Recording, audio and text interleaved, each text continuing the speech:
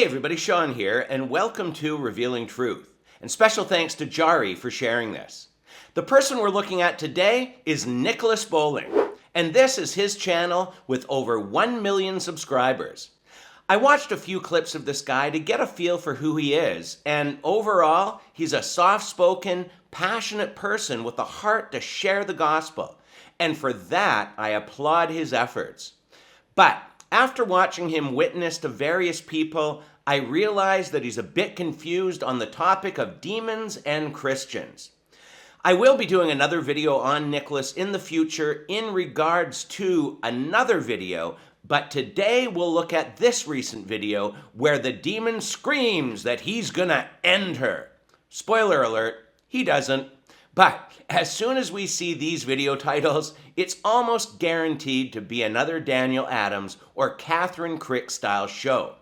This is him evangelizing at the University of Illinois. After we finished up in the basement with the students, we were on our way to go grab a quick bite to eat when we saw some other people who had some Christian t-shirts on walking up to us. We had never met them before, and they came up and they asked us, "Do you know anything about Deliverance?" Okay, so we can probably assume that the people with the Christian t-shirts asking about Deliverance are Christians in one way or another. And what I mean by that is that they're either born-again Christians, which are the only real Christians, or they're Christians in title only, like many of us, including myself, used to be. Is their friend who needs deliverance saved? We don't know. And this will matter by the end of this. Do you know anything about Deliverance? We got a girl that we're praying for that actually needs deliverance, so we walk over trying to find out what's going on. There was a young girl there. We found out some details about her, and then we kind of stepped away from, we were close to a street side, kind of stepped away and then began to even pray for her. And there was evidently demons inside of her, speaking out of her, saying things like, "I'm gonna kill her," and things like that. Come out. I'm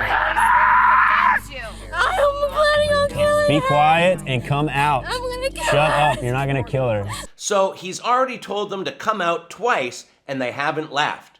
And he's not even using the name of Jesus at this point. Shut up, you're not gonna kill her.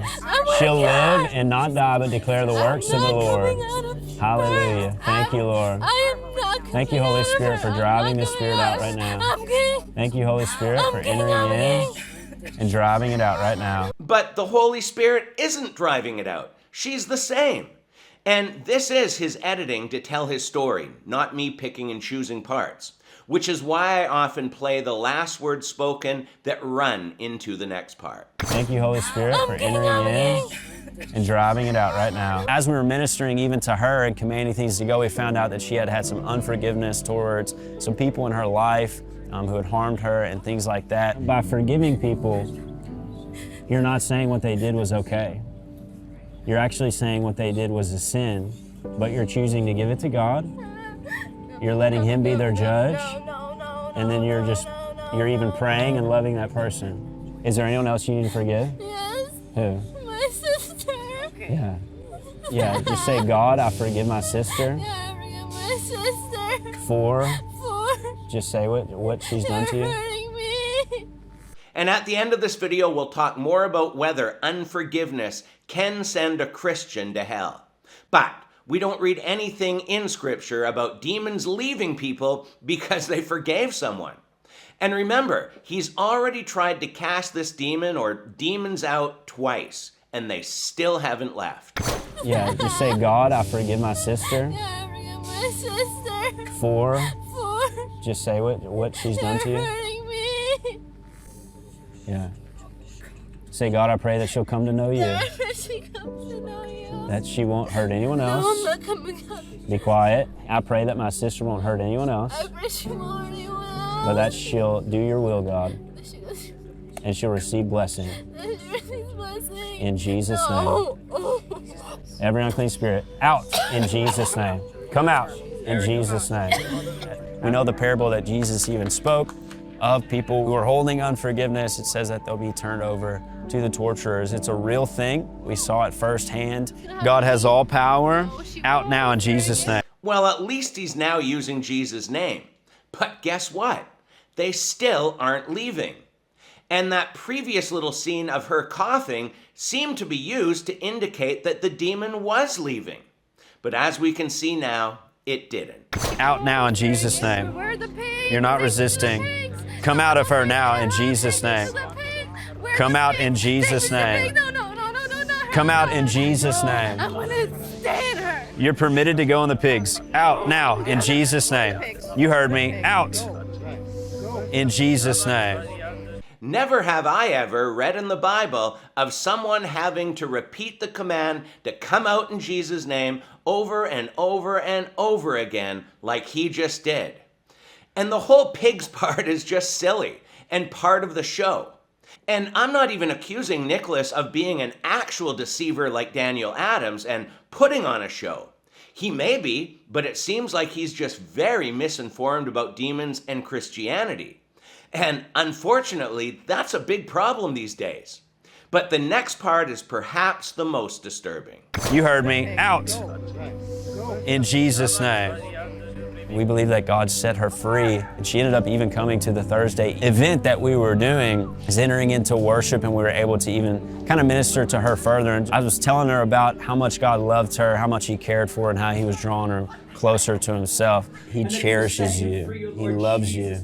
You don't have to really strive to try to get God's attention because He already is like infatuated with you. He already loves you so much, and He's longing just to spend time with you. And that's the end of the session.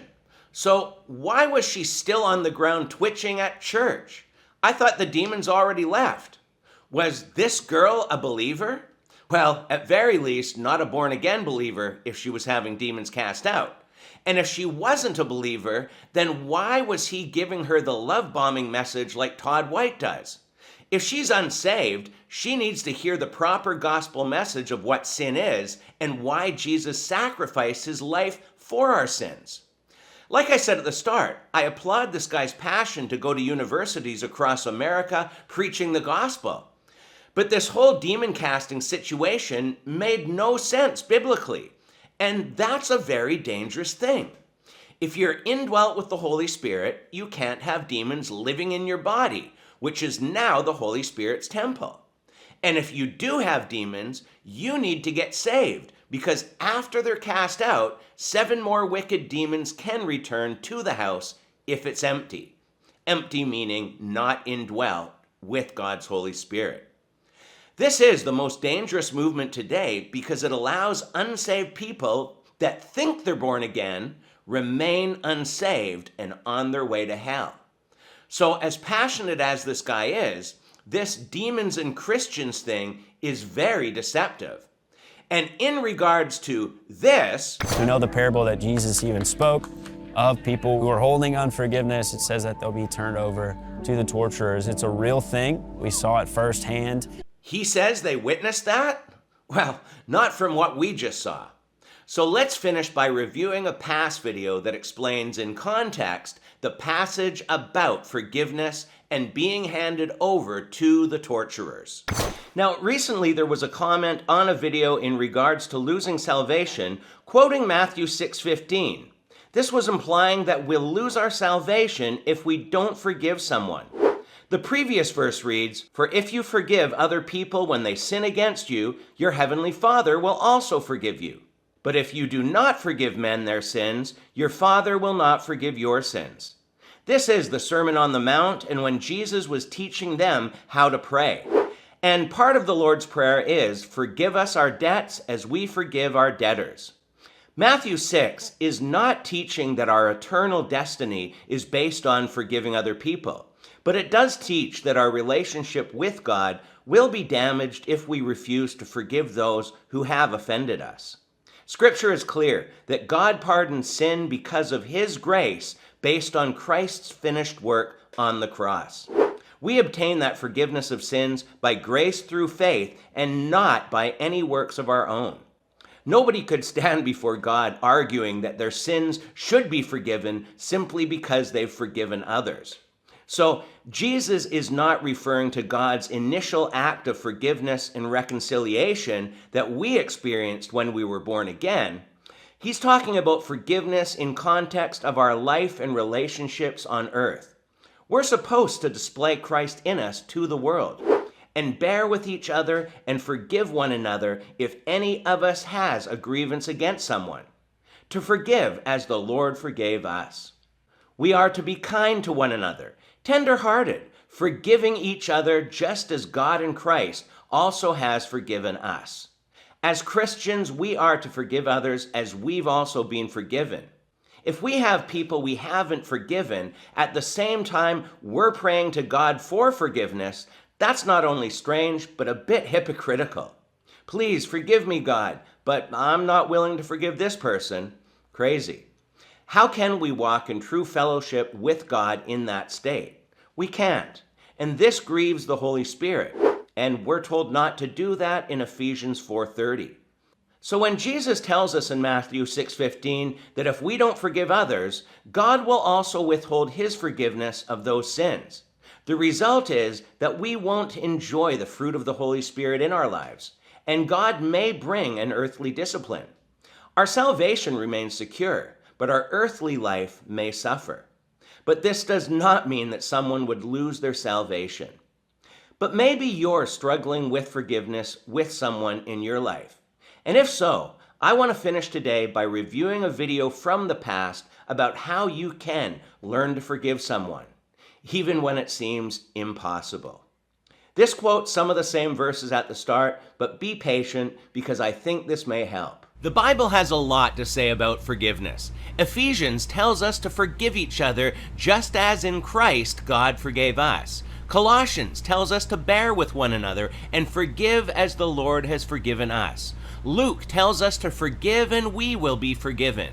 In Matthew 6, we are told if we forgive others when they sin against us, that God will also forgive us. And when Peter asked Jesus how often we should forgive others, Jesus implied that we should never stop forgiving one another.